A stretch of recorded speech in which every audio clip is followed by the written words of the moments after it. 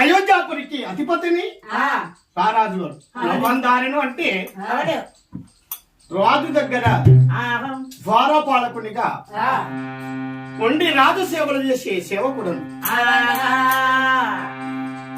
దశరథ మహారాజుకు ముగ్గురు భార్యలు, కౌసల్య, కైక, సుమిత్ర. అయినా నాకు కూడా ముగ్గురు పిల్లలు ఉండద్దా అని నేను కూడా ఎవరెవరు చేసుకున్నాను. అయోధ్యాపురి నవ్వందారని అంటే సేవకుడు అన్నమాట. నవ్వందారని నామం బొడ్డని కాడను. హే, నేను ఎక్కడ వెళుతున్నాను?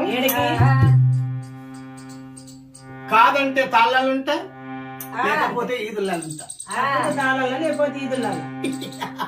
తప్పితే లేకుంటే ఈదులల్లా. మరి మనగా విమలా కమలా భోగ